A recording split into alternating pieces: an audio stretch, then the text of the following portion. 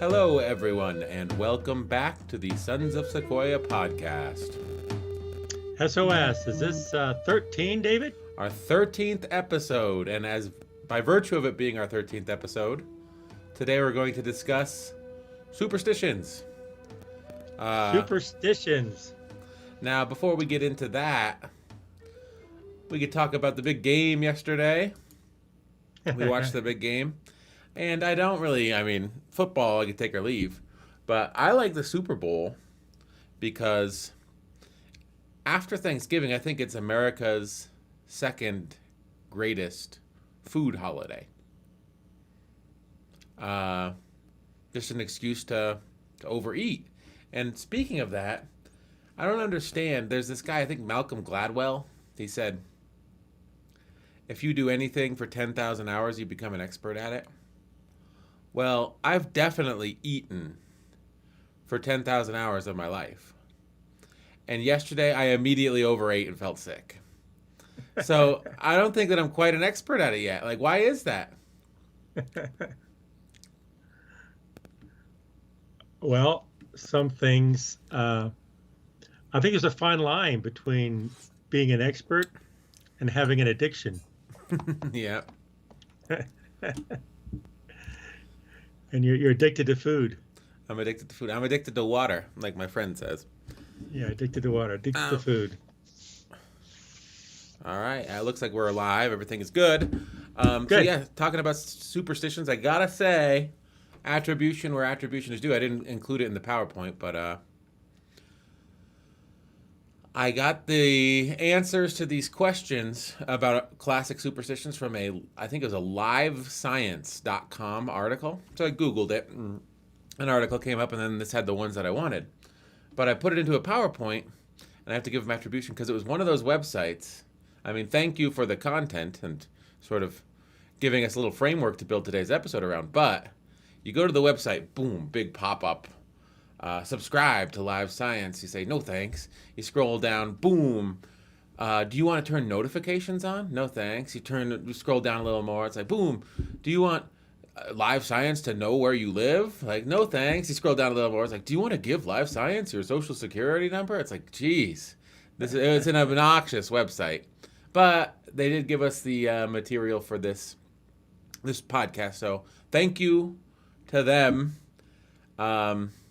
Wouldn't recommend going on their website, but we got what we needed out of them. So should we get into it? And I would have played Stevie Wonder's Superstition at the top, but I think that YouTube would have, demonetized. I mean, these videos aren't monetized yet. We don't have enough subscribers, but in the future, if we wanted to monetize this video and we had copywritten music playing, it would have been a no-go. Well, superstition is so common. I start thinking about it. And it says, every culture, everybody, you think superstition. I'm not superstitious. I don't know. I think our culture, you may not be, but our culture is just riddled with it everywhere. Like we say, oh, good luck. Keep your fingers crossed. Well, I hope this works. Or, I'll leave the light on for you, or I'll throw good luck your way, or I mean, just in the common language of people, it's just part of our culture. There's little sayings right here: keep your fingers crossed, keep both fingers crossed, keep your toes crossed. Okay, well, why? I don't know. I think it's social. I think some of it could be psychological, but I think some of it's social. Mm-hmm. You're just saying something positive to the other person. You're saying, okay, well, I want the best for you, so I can do this to communicate to you, but I hope things work out for you. Mm-hmm. And so you say, oh, good luck. I'll keep my fingers crossed, that kind of thing. I'll leave the light on for you, that kind of thing. So yeah, I think it's more common than we think. To get into like a little bit of blasphemy, like if a believer says to an atheist, "I'll pray for you," do you think the atheist has the right to say, "It's okay, I don't believe in superstition. You don't need to pray for me"? Well, I can tell you from experience, the other way around. If you say, good luck, they'll say, I don't believe in luck. I believe in fortune. God will bless me. Mm-hmm. That's not luck. So again, it's beliefs, and also it's part of culture. I think there's a lot of social element to superstition. Now, the other question is, if that's true, I'm not saying it is. If that's true, what are positive things from superstition? What are some positive things? Well, you are telling other one, I hope things work out for you. Good luck. Mm-hmm. You know, you could say, I don't care about you. Yeah. I don't care if it works out for you or not. But saying good luck, there is some positive communication there socially. So there is some positive things.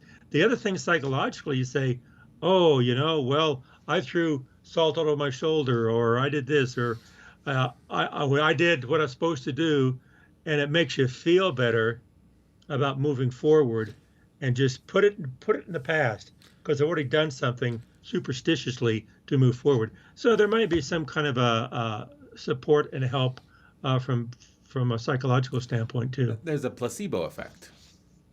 Yes, that's a better way to say it. That's a better way to say it. Um, That's what I'm trying to say. I think that comes into play when people are obsessed with taking vitamins. Uh, it's like, oh, I don't have to worry about cancer. I take 15 vitamins a day. And it's like, that's not how it works. But if you believe that, it might actually provide some benefit because there's a placebo effect. Because you're not worried about it, your cortisol levels may be lower and you may be less likely to have cancer over the long term because you think that you're mitigating your risk. When really what you're doing, the biggest mitigation to your risk is not the vitamins that you take, it's the fact that you believe those vitamins will mitigate your risk. Yeah, I suppose you have gummy vitamins for kids. I suppose you can have superstitious vitamins for adults. Yeah. They're like giant, chalky horse pills, and they're like, that was so awful to take, there's no way that it doesn't help. I torture myself every day taking these giant horse pill vitamins. Like, they're bound to help. If they didn't help, why would they make them so difficult to take? I think, though, that people, they don't want to be inconvenienced. So they'll do something as long as it's convenient. Because I don't know, I kind of see this bounds crossing yourself if you're Catholic. It seems a little superstitious to me. Now, where do you draw the line between what's superstitious and what's, a religious practice, a rite? Is that what they call it, a rite? That would be a rite, wouldn't it? R-I-T-E? Yeah. Yeah, you can call it that. Yeah, well, do you want to get into the PowerPoint? The genuflect. Yeah, well, you brought up a good point. I don't know if we should go down this path or not, but religious rites or sacraments are sacraments superstitious? This is the blood of Christ. Then you pray. You are sacraments in a religion, which are sacred rites. Where's the line between that and superstition? Mm-hmm. That's a good point. I don't want to go down a path because I don't know that much about it. So, all right. So I'm going to give you some common superstitions, and then you're going to guess as to their origin, and then we'll take a look at the real origin. Assuming I will be wrong. Yes. Which a very good assumption. Well, you may be right, but there'll be more details than your guess. You know what I mean? Yeah, but I think the first one was right. I don't know. I'll be guessing. So, opening an umbrella indoors. That's our first superstition. Opening an umbrella indoors. So the origin of that, huh? Yeah. I bet someone did that in the past and in a big room, and all of a sudden the room collapsed and killed a bunch of people. And they blame that person for opening the umbrella. Wrong. Okay, what is the But truth? you're on the right track, according to livescience.com. Don't go to the website; it's horrible. But we did steal their content. So let's take a look. So some people they like to trace everything back to the Egyptians. So the pharaohs, they had people fanning them all day long, but they don't think that it was the Egyptians. They think it was Victorian England. And this makes a lot of sense. Metal-spoked waterproof umbrellas became common in Victorian England.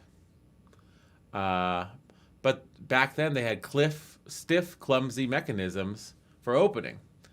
So if someone opened one in a small room, it could injure someone or shatter china or break a lamp. And so it was impractical to open an umbrella indoors. So they sort of added this element of superstition to it, where not only was it impractical, but it was also bad luck. Make sense? Do you buy that? I buy that as a reasonable explanation, but that explanation could apply to a lot of different places and a lot of different things, because that's just something within culture. I mean, why would that be true in one culture, not another culture? That'd be true in England. No, but the advent of spring-loaded metal umbrellas occurred during Victorian England. That's what they're saying. I see what you're saying. Yeah. So the pharaohs had people, put shades over them, and early historians wanted to trace it back to that. But really, the common thought these days is that these new umbrellas, you get something new and it barely works. I heard a radio story about, or maybe it was a TED Talk, I don't know, about the advent of electricity and how the internet is a lot like the advent of electricity. So you sort of get power into people's homes and you have the light bulb. That was the first killer app. The light bulb might be like Google. And then you say, what else can you do with electricity? And the guy in the talk talked about the first washing machine. And it was this monstrous open thing. Of course, water and electricity don't mix. It killed hundreds and hundreds of people because it was so dangerous to operate. And he said, that's like, if you take a look at when electricity was invented to when this washing machine started going on a homicidal rampage, it's about the same amount of time between when the internet was invented and when Facebook went on a homicidal rampage. Facebook is like the giant washing machine that kills people. Now, 100 years from now, once they figure out how to use this technology, we'll look back and say, oh, I can't believe that they allowed a social media app to be so harmful. Just like we can't believe that they allowed a washing machine to kill a bunch of people. But it's growing pains. Any new technology, there's going to be growing pains. So I think with this umbrella thing, you have these rigid springs, and people, people want to be extra. So like, the more hardcore the umbrella is when it opens, a spring-loaded umbrella, like the cooler it looks, the easier it is to demonstrate in a store. So you make it so that they're kind of dangerous. You open it, it flies open. You could hurt someone, especially if you opened it indoors, or you could destroy property. I think that's a good. I buy that justification for why this is a superstition. Yeah. Well, at least it's something that's believable. Mm-hmm. It's something that's very believable. All right. Number 2, are you ready? Okay, I'm ready for number 2. Never walk under a ladder. Well, the logical thing there is that when people would walk under ladders, the paint would fall on them, something would fall on them, they get hurt, and so never put yourself at risk. Mm-hmm. To me, that seems logical. I don't know where it came from. As far as origins are concerned, that may be the reason why. Well, I haven't read this one yet. I actually just copy and pasted the article into the PowerPoint, so I haven't read this one, but I agree with you. So now I'm guessing too. I think there's a practical thing. Of everywhere you could walk, why would you walk under a ladder? That seems like the worst place you could walk. Let's say you're going down a sidewalk and you see a ladder. What would possess you to walk underneath the ladder? I think you're right. That's probably the worst place you could walk. So should we take a look at the answer according to this one article on the internet? Yeah. This is Egyptian. A ladder leaning against a wall forms a triangle, and Egyptians regarded a triangle as sacred, as exhibited by their pyramids. To them, triangles represented the trinity of the gods, and to pass through a triangle was to desecrate them. Huh. This belief wended its way up through the ages. Centuries later, followers of Jesus Christ usurped the superstition, interpreting it in light of Christ's death. Because the ladder had rested against the crucifix, it became a symbol of wickedness, betrayal, and death. Walking under a ladder courted misfortune. In England in the 1600s, criminals were forced to walk under a ladder on their way to the gallows. Wow. Fascinating. Yeah. Well, that explanation had nothing to do with anything falling on your head. The practical, yeah, I would have assumed. Well, because the first one was practical, you assume they're all going to be practical. Yeah. Yeah, but that's very interesting about the triangle. That's, I suppose, all that's true. That brings up another point. That's where the superstition came from, and that's the origin. But then why does it keep going? Why do people really think it's bad luck? I mean, they have to have a reason to keep it going. Mm-hmm. Like, I'll walk under a ladder; it doesn't bother me. But maybe maybe some people will buy into a superstition without knowing the origin, and some people will not. Some people say, I don't see why that works. And so if I don't understand it, I don't care. I'm going to walk. So I do it. Yeah. I walk under a ladder. So it brings up a question. Why did it continue? And why do people follow superstition? Maybe because they just want to. It makes them feel good. I don't know. If you see what my question is. Mm-hmm. Like they say, keep your fingers crossed. Why? It's to me. If you, I'll keep my fingers crossed. Let's hope. That's just saying something positive. It's more of a social gesture. Yeah, but I mean, I'm not sure with these. I think we're right, and the article on the internet is wrong. Or why do they perpetuate themselves for 5,000 years? No one thinks that the triangle is sacred, but it's still a superstition not to walk under a ladder. And the reason why, I think, is there's a ladder leaning against a building. All right, here I'll go to me. There's a ladder leaning against a building. Okay, you have two choices. You can walk around the ladder, or you can walk underneath the ladder. Statistically, you're more likely to not incur injury walking around the ladder. I think that's why it's perpetuated itself throughout the centuries, because it's practical not to walk under a ladder. Now, I think it's different if you've set the ladder up for yourself, but if someone's on a ladder, you don't want to be underneath them. So, and I think that more often than not, if you see a ladder out in the wild, someone will be on it.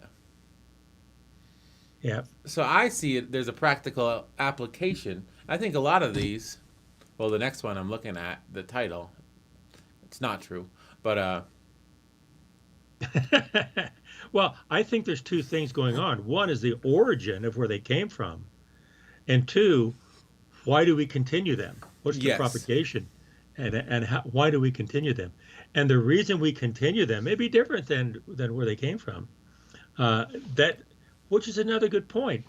Once you get things started, that's one thing.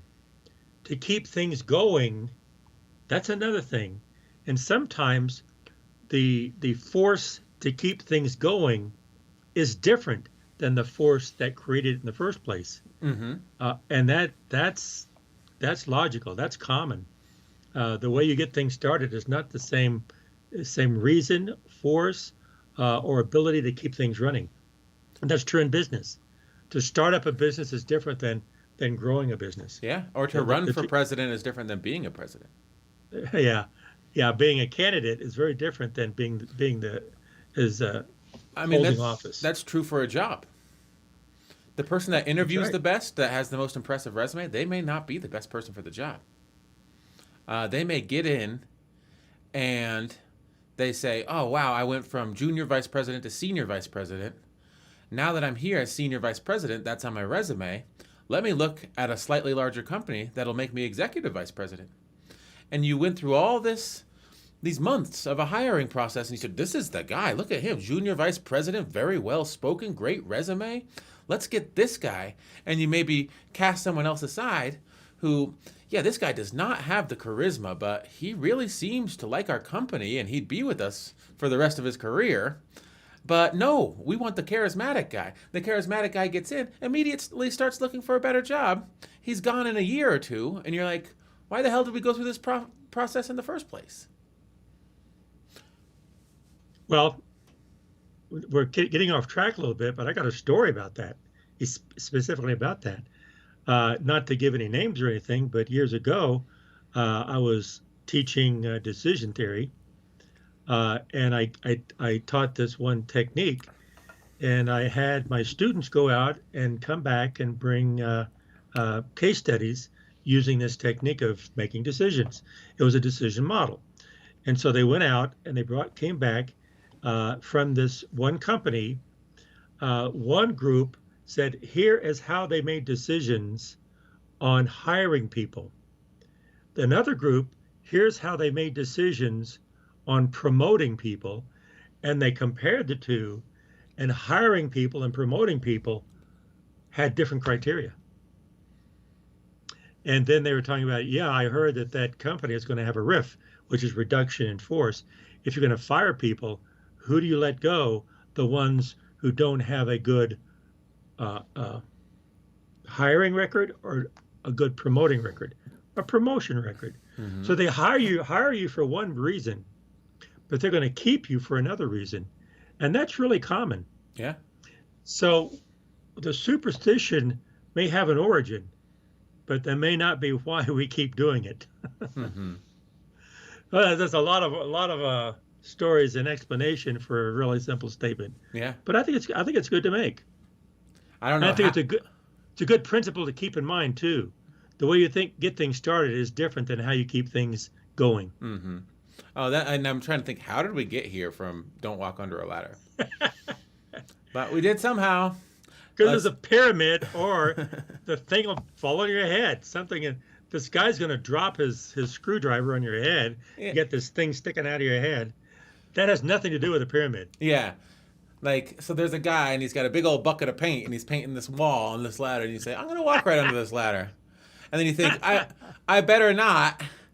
The Egyptians thought that the triangle was sacred. Therefore, even though this guy is standing there with a hammer and a nail, I'm not going to walk under it because he might drop the nail or the hammer on my head.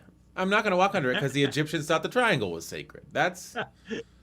This guy is up there with all this, with how like 3 hammers. A saw. Because there's 2 hammers on the ground that he's already dropped. I'm not going to walk under that. Uh-huh. Yeah. And by the way, the main reason is because the Egyptians thought the triangle was sacred. Yeah. That's right. I guess that's a very good. Yeah, it's true. It's true. So there's practical, and then there's the origins are different than the practical reasons. Now, this one, I never looked into this, and I don't know how accurate my PowerPoint is. I should stop discounting the veracity of the PowerPoint because I think it sort of takes away. I should never have given credit to that stupid website. I should have just pretended like I did all this research on my own and acted like I was smart. That's what people on the internet do. Have you ever noticed that? Yeah. You'll watch. Yes, I have. You'll watch a video and the person will be speaking with authority, and you're like, I bet this person doesn't know this. You know? I have a hard time, especially because I copied this verbatim, not providing attribution. I think it's like an academic background. It's like you cannot just take someone else's work and then pretend like it was your own. But I think that happens on the internet because there's no one there to give you an F because you plagiarized. Well, it happens in life. It happens everywhere. People will get up and give press conferences and say, "Here's what I think." Is it, did you think that, or were you told that? Mm-hmm. You know, no one can know everything. Like when Melania Trump gave her speech in 2016 at the convention, and it was a verbatim ripoff of Michelle Obama's speech from 4 years before. And it's like, did you not think anyone was going to realize this? It's bizarre that a mistake could be made at that high a level. Yeah. I think that when they make a mistake like that, it's like, yeah, people are going to notice, but who cares? You know? It's not like you can give her an F or kick her out of the White House. Moving on. Should we do number 3? Yep, I'm ready. 7 years of bad luck for a broken mirror. I haven't read this one either, and I don't know the answer. What do you think the answer is? Well, the origin. The origin. I have no idea, but I suspect it's possibly that has something to do with the occult, to where if you break a mirror, that you insult some demon or devil or something, and that they're going to seek to unleash wrath on you for 7 years, because 7 years is the penalty for breaking a mirror, because the mirror is something that's sacred to some devil someplace. I don't know. All right, so I do know, now that you say that, I'm reminded of an old Mexican superstition that I do know the origins of, and that's you're not supposed to hang mirrors in your house facing each other, because the infinite crosstalk of the mirrors allows the devil to come into your house. That's a Mexican superstition. Now, I like to go practical with these predictions. I haven't read this yet. So practically, I'm thinking in olden times, back in the day, glass to make mirrors was very rare. They didn't have a glass blowing or making process that was that great. So mirrors were rare. So if you broke one, and they're delicate. So if you broke one, you were a klutz. People were mad at you. They said, I wish you bad luck for 7 years because you're such a klutz. That's my guess. I don't know if it's true, but there's some rationale to that, don't you think? Yeah, sounds reasonable to me. So and probably just as reasonable as the true origin. So should we look at the true origin? Okay, according... Go ahead. According to the shifty website. Yeah, just say, according to the website, to a website. You'd have to call them out. Livescience.com. Well, I think the information's not bad. It looks like they might have copied it from elsewhere on the web. They may not have done this work, but they always have like, according to this book in 1989, this is what they said, so. Well, I believe when you look at origins and something as common as this, that it's kind of like genealogy. If you go far enough centuries back, you can be connected with almost anybody. Mm-hmm. And I think when you look at origins of superstitions that are common, not unusual, you can probably tie them to many different origins. And so this is just according to one source. Yes. And I'll read it. Nothing wrong with that. I've been thinking I'll read them because if someone's not watching, how would they know what it says? You know what I mean? So let's look at the origin of 7 years of bad luck for a broken mirror. Okay, I'm ready. In ancient Greece, it was common for people to consult mirror seers who told fortunes by analyzing their reflections. As the historian Milton Goldsmith explained in his book, Signs, Omens, and Superstitions, 1918, divination was performed by means of water and a looking glass. This was called catoptromancy. Catoptromancy, that was a tough one. The mirror was dipped into the water, and a sick person was asked to look into the glass. If his image appeared distorted, he was likely to die. If clear, he would live. In the first century AD, the Romans added a caveat to the superstition.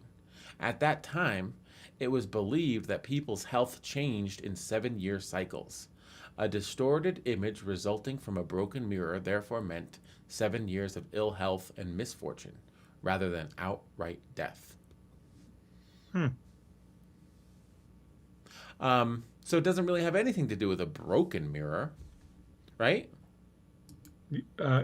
Yeah, it's just the sacredness of a mirror. It's just the Well, they put the mirror in the water and then they look at your image. I mean, and that's quackery as far as I'm concerned. well, that's part of uh, uh, the divination part of it, Yeah. and yeah, that's reasonable too. It's very reasonable. Why? There again, trace that back to that. Hey, that's as reasonable an origin as anything. But ancient Greece in the first century AD, we could probably tie it into something about the 10th century AD and that type of thing. Okay, here's my It's question. reasonable. I It's a want good to one. I want to do a Google. I like this last part about in the first century AD, Romans added a caveat. They believed that people's health changed in 7-year cycles. Now, do you think that's because the average age that a Roman died was like 56 or 49 or 42? Do you think that could be possible? Hmm. Or I guess a And you have 63? 7 years old to 14. That's a big change. Mm-hmm. Then to 21, that's a big change. You're adult. Then 28, that's the, I don't know. I think 7, and also the number 7 numerology. Uh-huh. The 7 numerology is reoccurs quite a bit as something that's more sacred. 6 is sinister. 7 is holy. There's 7 days in a week, and well, there again, it gets back to astronomy, not astrology, astronomy. So I'm putting up on the screen here just 25 years. the life expectancy in ancient Rome was 25 years. So that's whatever, 4 7-year cycles. However, if you factor out infant mortality, so that means half of the people died between the ages of 0 and 7. That's your first cycle. If you make it past that, life expectancy doubled to the late 50s, probably like 56. So you have 7 or 8. You have 8 7-year cycles if you make it past your first cycle. Yeah, I think. you get, and it could be you had, if you looked at the mean, or maybe the median, somewhere in there, it could be 49. Mm-hmm. Okay, it did go to late 50s. Maybe somewhere the peak around the mode or the median was around 59, but then 7 7-year cycles. And so you have 7 7, and that's probably more sacred than. Uh-huh. There you go. Numerology is dumb, but But it's something that's easy. It's easy to recognize mm-hmm. because everything could be analyzed and broken down into numbers. So it's something very easy to wrap your head around. It's easy to promote. It's easy to explain. And therefore, it's easy to believe. That's true. Also, I think Stephen Colbert, when he was on the Colbert Report, remember that? When he was like the blustering conservative correspondent? Uh-huh. He used to say that, this isn't true, but there's an air of truthiness to it. Truthiness was his word. I like that. I feel like numerology is like that. Someone starts throwing these numbers at you. 7. There's 2 sets of 7. 7 times 7. There's this and that. And then all of a sudden it's like, oh, numbers. I associate that with logic. So if this person is convinced and he's using numbers to make his case, what he's saying must be logical. Therefore, I gotta believe it. Mm-hmm. There's something to that, don't you think? Absolutely. And humans also says, oh, well, if it's supernatural, maybe the supernatural has numerology in its delivery of its power, on and on. I mean, you can come up with what we could do, David? We could take these and create our own origins, Mm-hmm. create our own interpretation of a superstition, tie it back down to numerology, I and then we could create a cult. I think it's funny when you analyze people's behavior. This is completely off topic, but uh, so we watched the Super Bowl last night, Uh-huh. and Bill Burr on his podcast, he always watches football. He loves football, and then he talks about it. Um, he loves football, but he hates how the players celebrate after every play. And he says, like, it's the middle of the game, and they're acting like they won the damn thing. You know, he's like, imagine if I go to a comedy gig and I tell a joke and it's a really good joke and everyone laughs and I pound my chest and I point my fist to the sky and I go, ah! It would be silly. And do a dance. Yeah. Do a choreo, do a dance. Get a little, Dabbing? do a little dab in here, then dab in here. So football Would players that, are allowed to do that, but it's one of the few professions where you can. yeah. Um, let's But keep. David, I'll say we listened to Bill Burr's podcast. I think he should listen to ours. Yeah, come on. What's he doing? Shout out to Bill Burr. Why don't you listen to ours? By the way, he's good. He's funny. He's funny. He's really funny. He's good. Um, moving on, throwing salt over your shoulder if you spill salt. Yeah. What do you think that's all Well, about? well, I don't know. I have no idea. But to me, throwing salt over your shoulder, I think it's your left shoulder. You pick and throw it over your shoulder. I think it's like saying salt from history was precious. It was very important for life. And if you spill it, that's wasteful. But then taking a little and throwing over your shoulder, I think it's like some kind of an apology, like I'm sorry I did this, or it's saying alerting the gods or whoever's offended. I'm sorry, I didn't. It was an accident, and I'm not going to do it again, or something like that. That's my Um, best guess. I think you're basically right. Should we read the answer? Yeah, let's read the answer. Spilling salt has been considered unlucky for thousands of years. Around 3500 BC, the ancient Sumerians first took to nullifying the bad luck of spilled salt by throwing a pinch of it over their left shoulders. That's what you said. This ritual spread to the Egyptians, the Assyrians, and later, the Greeks. The superstition ultimately reflects how much people prized and still prize salt as a seasoning for food. The etymology of the word salary shows how highly we value it. According to Panati, the Roman writer Petronius in the Satyricon originated not worth his salt as an opprobrium for Roman soldiers, who were given special allowances for salt rations called salarium, salt money, the origin of our word salary. We talked about that last episode.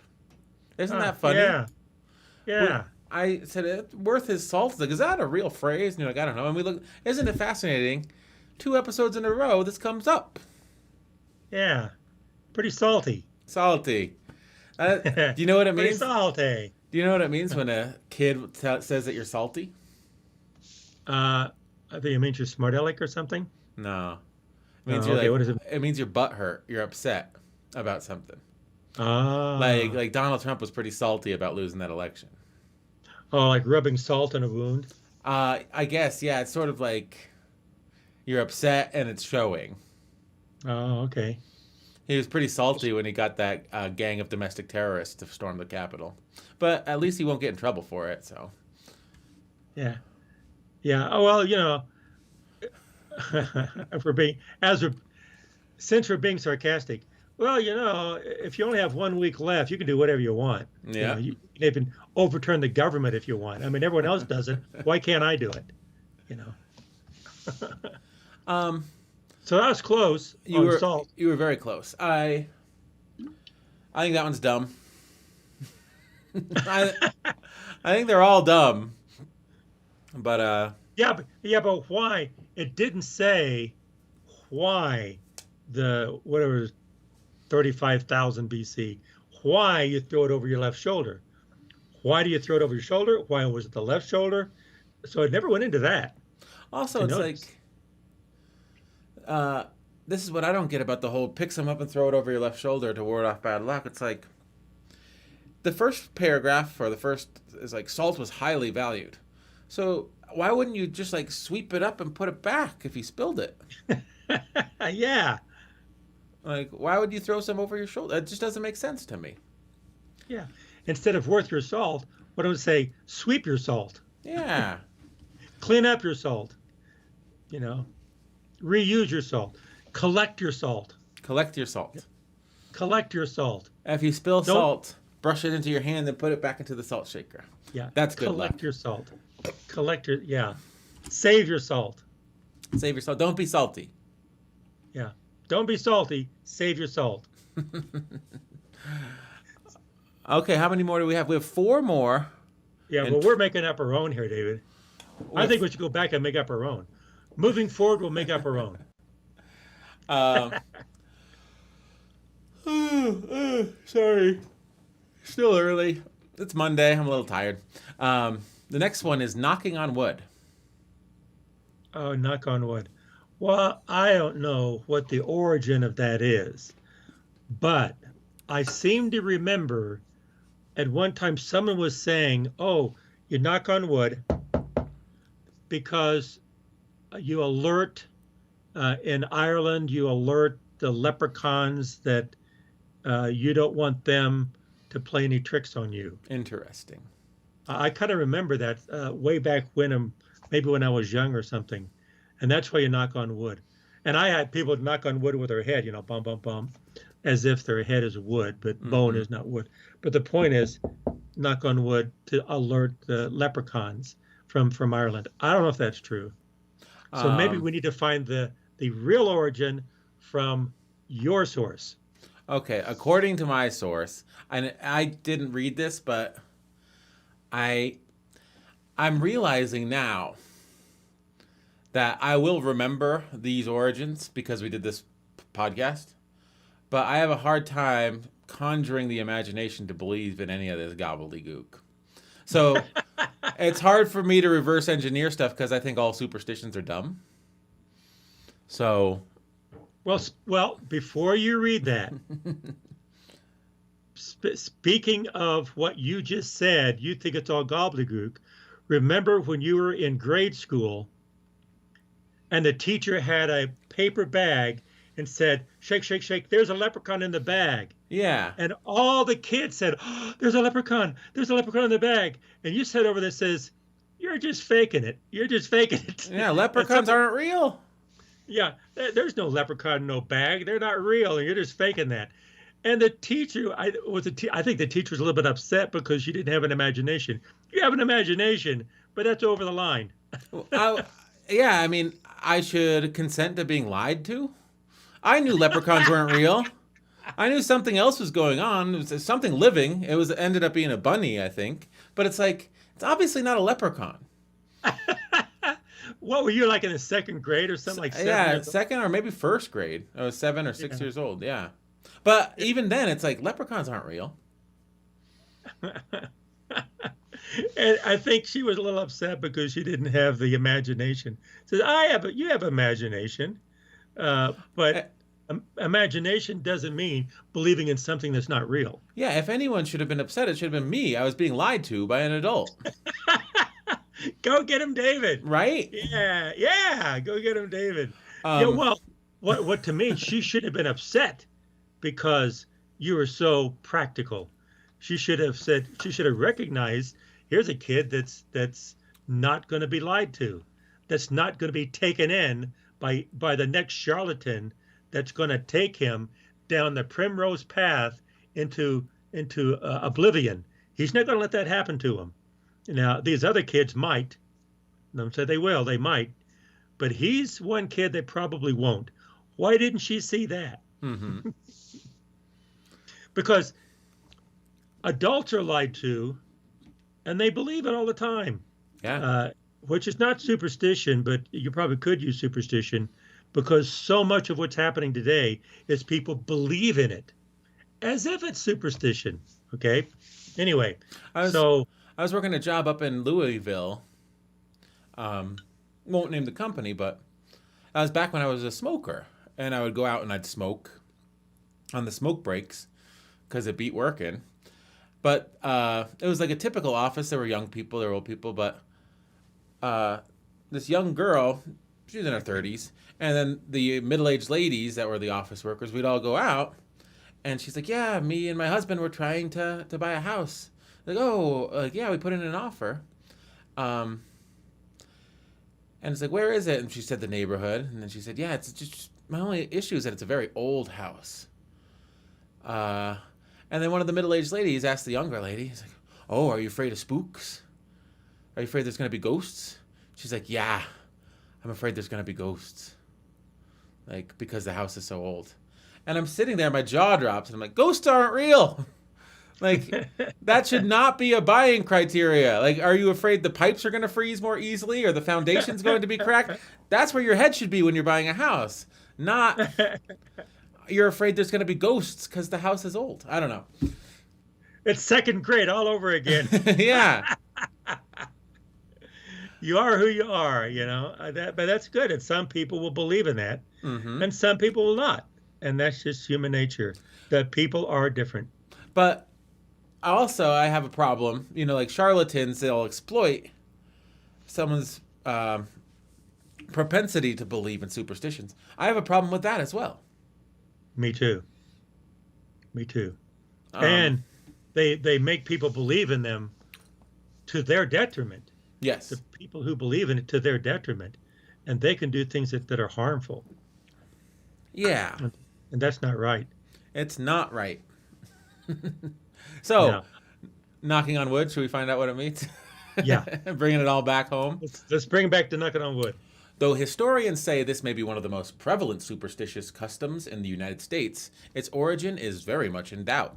Some attribute it to ancient religious rite of touching a crucifix when taking an oath. Alternatively, among the ignorant peasants of Europe, it may have had its beginning in the habit of knocking loudly to keep out evil spirits. Hmm. That's what you said. You knock to let the leprechauns know you're in the room so that they don't haunt you. So that was very general. I wonder if there's an Irish version of that, an English version of that, a South American version of that, an Asian version of that. It could be. Yeah, Yeah. also,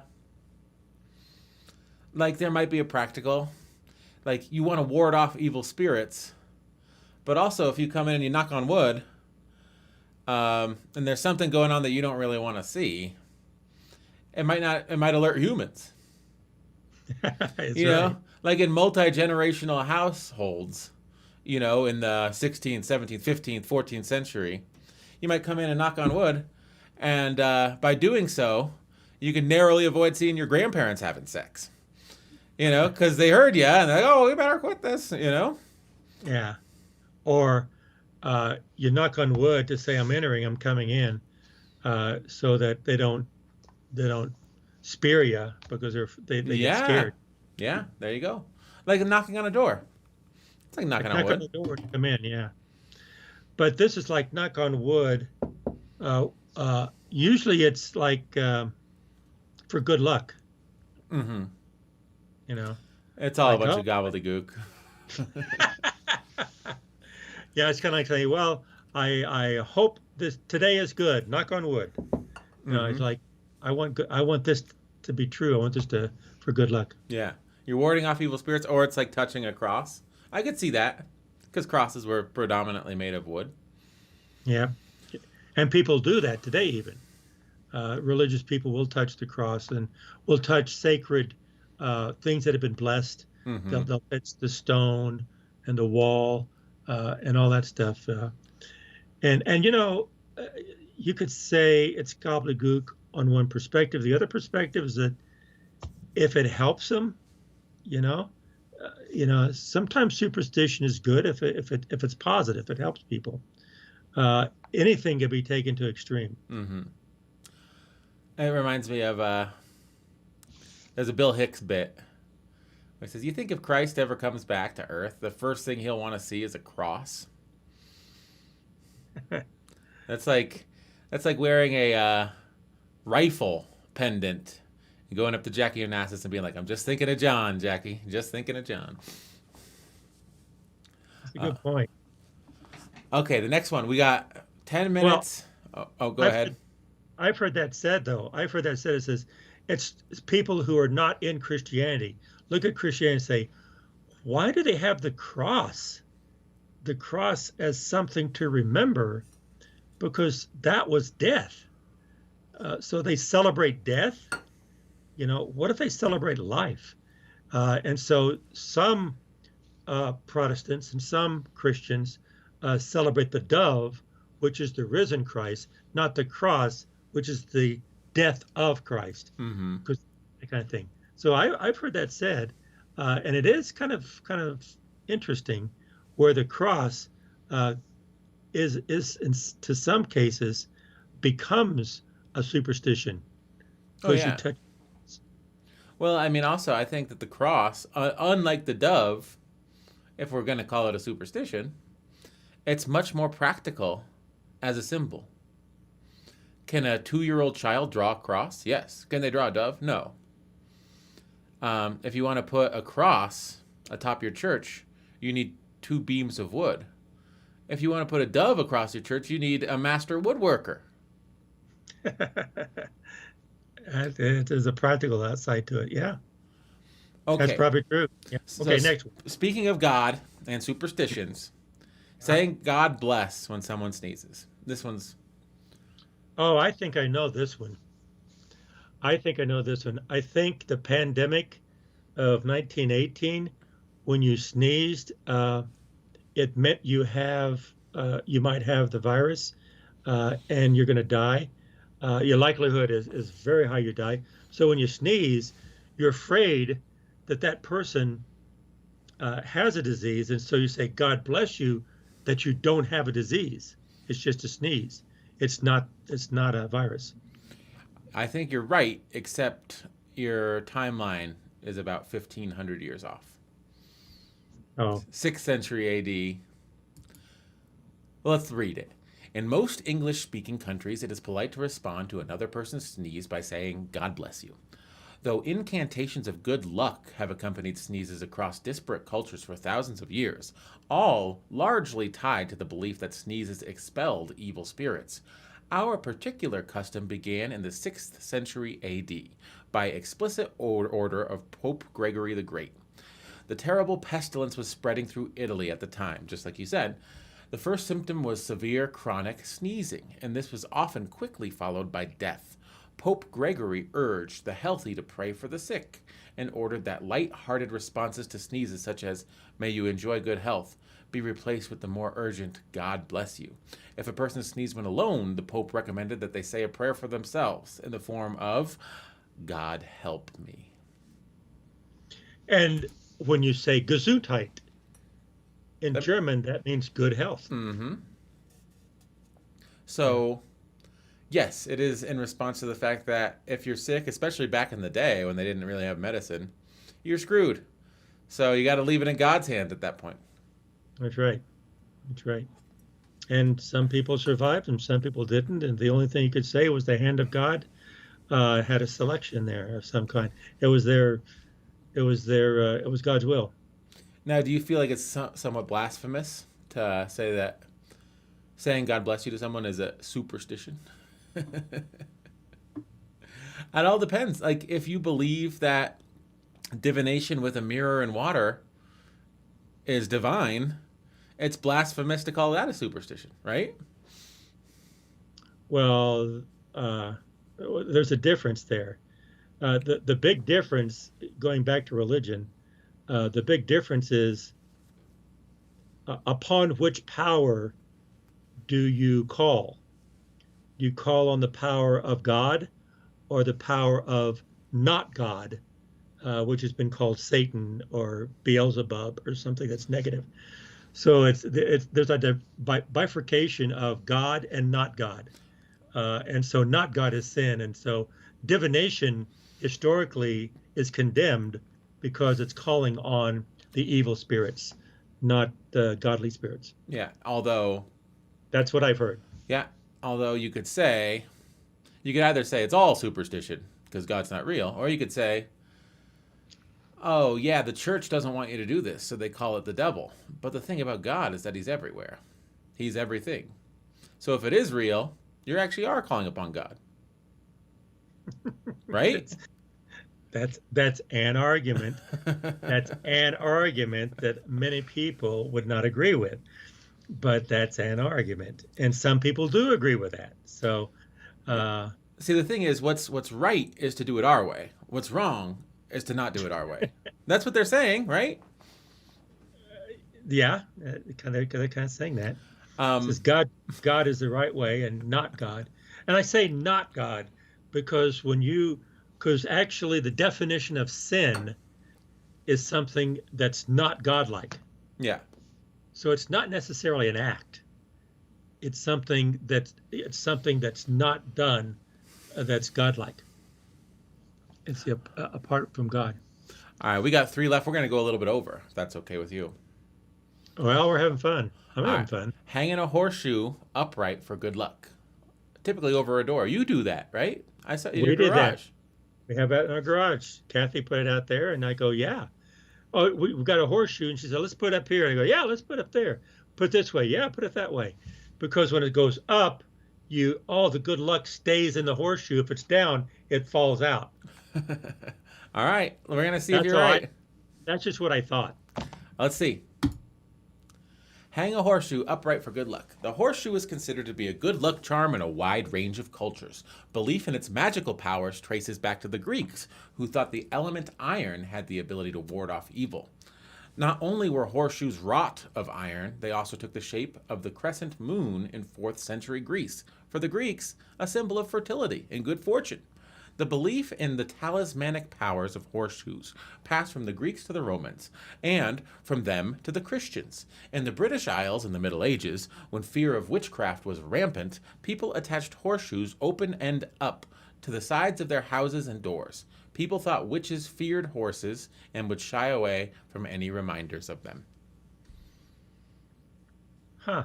So, according to this sketchy internet website where I got my information, there's nothing about hanging it up so that all the bad stuff goes inside. But I like that explanation. That's just what I thought. I think I like I think the you're one about the right. Greeks. I like the one about the Greeks and the crescent moon and fertility, and I think that is much more believable and reasonable, because the moon that the Greeks saw in 3000 BC is the same moon we see today, Mm-hmm. The and sidewalk, that's a good reason. the sidewalk here is the same as the sidewalk in ancient Greece. That's true. And people don't change. The people don't change. People in ancient Greece is the same people today. Good people back then, there's good people today. Bad people back then, there's bad people. Funny people back then, there's funny people today. I mean, there are people who do a podcast back then, there's people who do a podcast today. And so some things don't change and some things do. Yeah, I What's the think next one? a black cat crossing your path is Okay, I've unlucky. seen that. Why do Yeah. you think that's true? Where do you think the origins of that are? I really don't know, because I always think of witchcraft. I always think of a Halloween, and the black cat is an omen. It's a sign of something that's sinister of some kind. I always think of Halloween because you see black cats at Halloween, but I really don't know. Okay, I'm gonna share with you.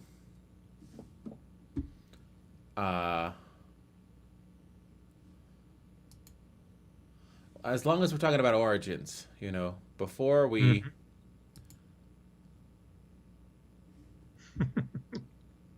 um, Okay, I'm ready. This is Trump. yes, I gotta share screen and my sound so that. Go for it. Okay, are you ready? I'm ready. And I hope that this investigation now, which is finished. It's totally finished. No collusion, no obstruction. I hope they now go and take a look at the oranges of the investigation, the beginnings of that investigation. You look at the origin of the investigation, where it started, how it started, who started it, whether it's McCabe or Comey or a lot of them. Where does it go? How high up in the White House did it go? You will all get Pulitzer Prizes, okay? You're going to all get Pulitzer Prizes. You should have looked. I hope they now go and take a look at the oranges of the. Now go and take a look at the oranges of the. So today we're looking at the oranges, the oranges of these superstitions, right? According to Trump, we are looking at the oranges. I wish I had an orange. Yeah, we should have brought oranges. We should have had an orange. An orange. See, this is the orange of knocking on wood. Yes. This is the orange of a black cat running in front of you. So I was showing you some podcast clips of what I want to do. When we could do more oranges episodes, or what's the orange of this or that? And we can each have oranges. And I could have a little thing on my keyboard here where I push a button that says the oranges. Like, okay, let's take a look at the oranges. You know, like a little sound bite to play over and over, like Morning Zoo Crew radio. But let's get into black cats. Are you ready? What's the oranges of black cats? I don't know. We're about to find out. Tell me. Okay, many cultures agree that black cats are powerful omens, but do they signify good or evil? The ancient Egyptians revered all cats, black and otherwise. It was there that the belief began that a black cat crossing your path brings good luck. Their positive reputation is recorded again much later, in the early 17th century in England. King Charles I kept, and treasured, a black cat as a pet. Upon its death he is said to have lamented that his luck was gone. The supposed truth of the superstition was reinforced when he was arrested the very next day and charged with high treason. During the Middle Ages, people in many other parts of Europe held quite the opposite belief.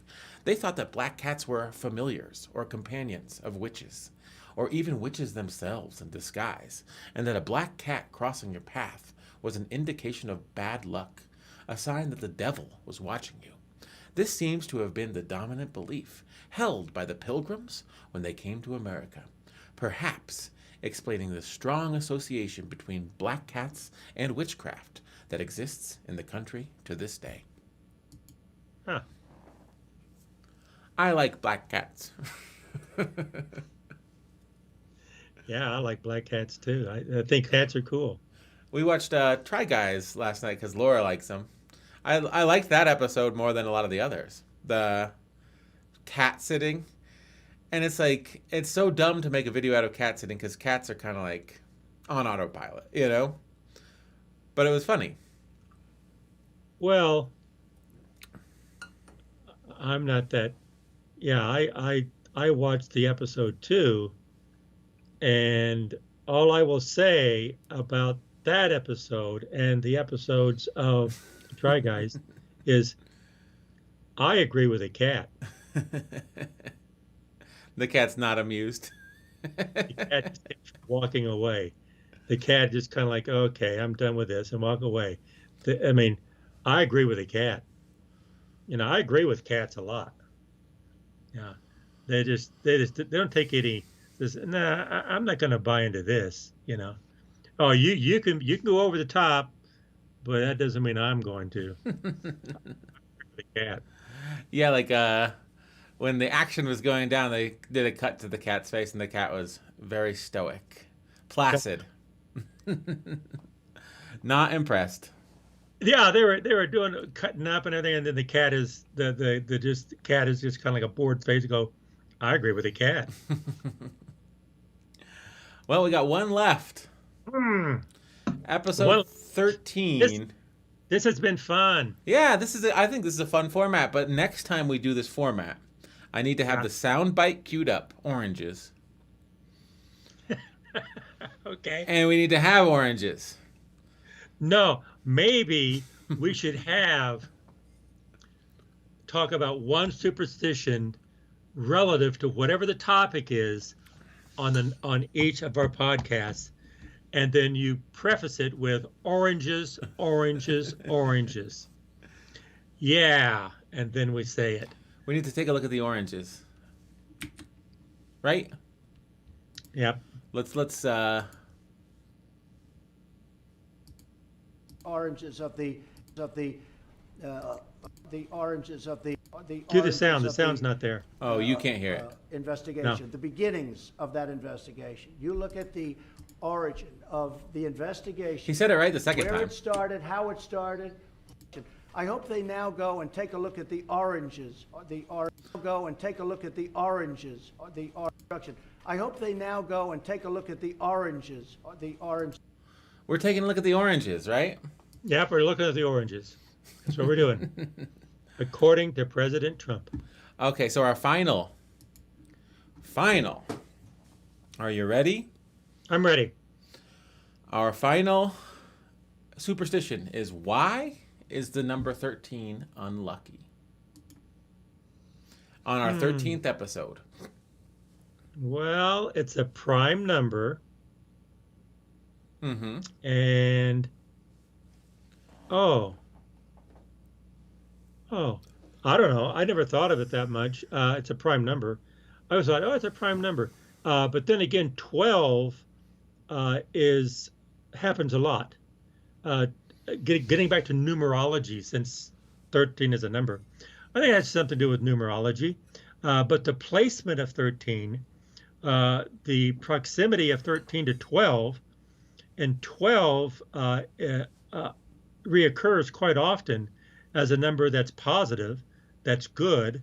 You know, you have 12 months in a year. You have 12 apostles of Jesus. There's a lot of 12s. And also 12 is divisible by 2, divisible by 3, divisible by 4. And then 13 is a prime number. Okay. It's only divisible by 1 in itself. So I think there's something to do with that. But I don't know. I think you're right. But let's take a look at the sketchy websites that wanted to know my location and blood type. It said, would you allow this website to send you notifications? I said, no. And it's like, can this website know your blood type? I said, no. But let's take a look. Let's look at the oranges. Yes. Oh, wait, hold on. Let me cue that up. Let's look at the oranges of 13. I think what we need to do, we could talk about this off the air, is set up a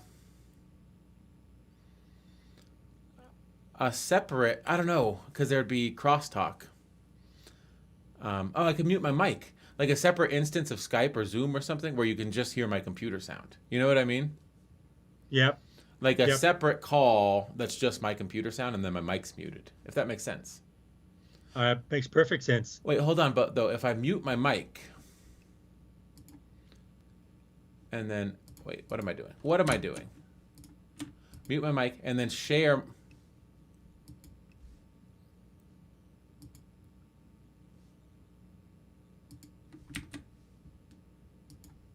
Look at the oranges of the inclusion, no obstruction. I hope they now go and take a look at the oranges. Could you hear it the first time? Could you hear the system sound when my mic's muted? Yep, I can hear it. Yep. Okay. How about, like, give me a thumbs up if you can hear my system sound. I hope they now go and take a look at the oranges of the investigation, the beginning. Yeah, we All should right. do this off. We should do this off. We should, but I mean, whatever. Oh, we're doing it. Now we know. Now we know. If you want to share this, we might have to have 2 separate calls going. Somehow we need to automate it because we need to dub these things in, man. Yeah, definitely. We want it to be more streamlined, but we're never going to be able to do that unless we keep trying. I have a question, David. Yes. What are the oranges of the number 13 being unlucky? Let's find out the oranges. Let's find out the oranges. Fear of the number 13, known as triskaidekaphobia, has its Ooh. origins in Norse mythology. In a well-known tale, 12 gods were invited to dine at Valhalla, a magnificent banquet hall in Asgard, the city of the gods. Loki, the god of strife and evil, crashed the party, raising the number of attendees to 13. The other gods tried to kick Loki out, and in the struggle that ensued, Balder, the favorite among them, was killed. Scandinavian avoidance of the 13-member dinner parties and dislike of the number 13 itself spread south to the rest of Europe. It was reinforced in the Christian era by the story of the Last Supper, at which Judas, the disciple who betrayed Jesus, was the 13th guest at the table. Many people still shy away from the number, but there is no statistical evidence that 13 is unlucky. There you go. Yep. The 12 apostles at the Last Supper. And the 13th was Judas. No, Let's take a. I'm going to pull that's up the. not true. There was 12. He left. He betrayed Jesus and died. Then they added a 12th, which would, because they replaced him after that by, I forget the guy's name. No. I want to tell you that what we're going with here is the Leonardo da Vinci version. Oh, okay. Do you know which one's Judas? The one that's close to him right there on his left, No. on his right, talking to Mary or something. Yes, that's Judas, the fourth from the left. Yeah, and he's talking to Mary Is that Mary Magdalene? I think so. He's conniving to betray Jesus. Yeah, he's like, yo, let's betray this guy. And she's like, no. And he's like, I'm going to do it anyway. Yeah. You know who's a real Judas? Tom Brady. He betrayed the Patriots. Jeez. Well, you could, or was it the other way around? The Patriots had Tom Brady, and they claimed they won because Brady was the one who really won. Yep. All I know is that I really dislike the Patriots, but I also dislike Tom Brady. So I don't care either way. I don't follow that anymore. yeah, honestly, I was telling you this. Talking about politics or sports, sometimes people do it just because it's common ground. Mm-hmm. I went to the Italian market. Shout out Vinola's Italian Market, Wheat Ridge, Colorado. Yeah. Delicious. Go Vanola. Support Yeah. local businesses. I went in there to get a meatball sandwich the other day. Actually, I tried the meatball. I always get the sausage sandwich. And I'm like, I think I'll have a meatball sandwich. Should have got the sausage sandwich. It's my favorite. But the meatball's good. But the ladies there had Chiefs masks, the working there. And I kind of felt like these ladies don't care about the Chiefs. But it's just something to do. It's something to unite around, right? Like for me, the Super Bowl is about snacking. But for some people, it's about football. Uh-huh. For some people, it's about gambling, you know? Yeah. You have the squares, or you put money on the game itself, and that's what makes it fun.